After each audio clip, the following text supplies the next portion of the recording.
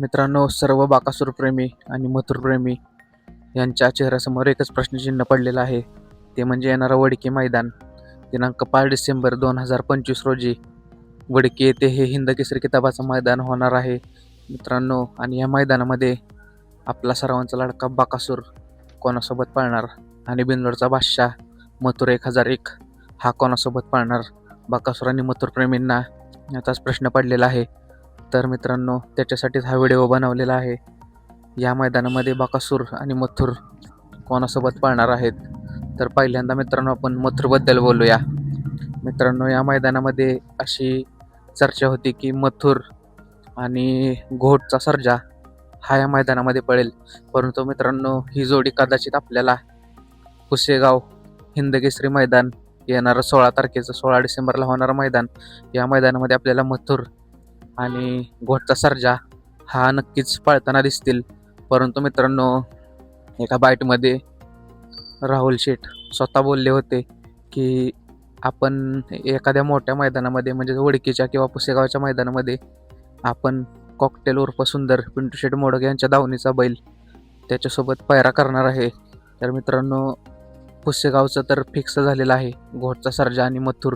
मग त्यामुळे कदाचित आत्ता या वडकीच्या मैदानामध्ये आपला मथुर 1001 हा पिंटू शेठ मोडक यांच्या कॉकटेल उर्फ सुंदर याच्यासोबत पाळण्याची शक्यता आहे मित्रांनो. अजून कन्फर्म झालेलं नाही.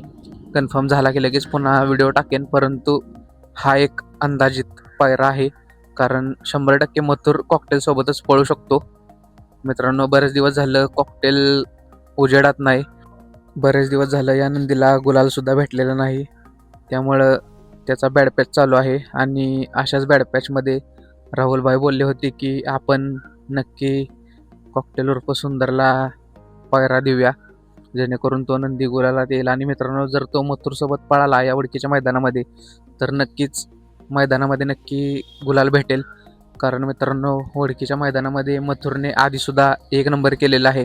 2024चीच गोष्ट, मथुर शिरसोडीच्या रायफलसोबत पळाला आणि या वडकीच्या मैदानाचा हिंद केसरी किताबाचा 1 नंबरचा मानकरी ठरला. तेच हे मैदान आता ह्या वर्षी मथुर आणि कॉकटेल बघूया या मैदानामध्ये काय करतील. गुलालात राहील का मथुर आणि कॉकटेलचा पुन्हा कमबॅक होईल का.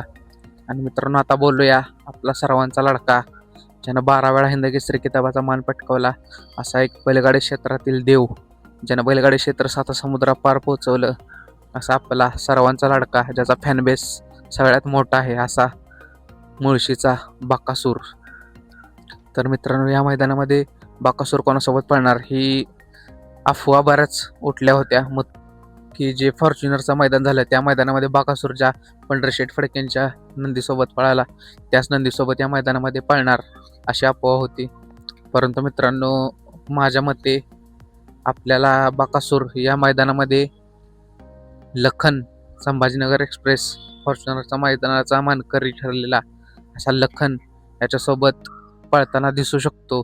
जर त्याच्यासोबत पळाला नाही तर मग मित्रांनो, नक्कीच घोटचा सर्जासोबत आपल्याला बाकासूर पळताना दिसू शकतो. आणि याआधी पण तुम्ही बघितलंय, बाकासूर आणि घोटचा सर्जा ही जोडी जेव्हा जेव्हा मैदानामध्ये आली तेव्हा त्या जोडीनं काय केलंय, अंतर टाकून मित्रांनो फायनलला पाळलेली ही जोडी आहे.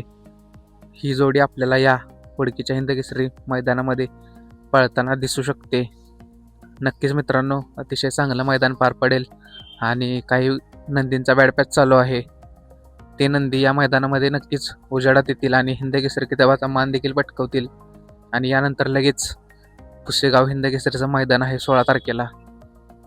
मला नाही वाटत 5 तारखेनंतर कोणतेही नंदी बाकीच्या मैदानामध्ये पळतील, कारण जे हिंदकेसरी किताबाचं मानाचं मैदान आहे 16 तारखेचं, त्या मैदानासाठी सर्व पूर्वतयारीशी आहेत.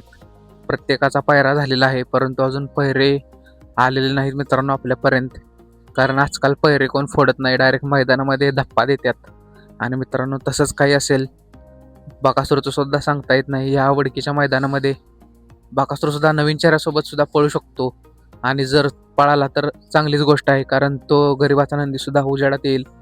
परंतु मिळालेल्या माहितीनुसार घोटचा सर्जा हाच बाकासूरसोबत पाळण्याची शक्यता आहे. मित्रांनो, तुम्हाला काय वाटतंय, बाकासूर आणि मथुरचा पायरा नक्की कोणासोबत आहे? याबद्दलचा तुमचा अंदाज कमेंट करून व्हिडिओच्या खाली नक्की सांगा.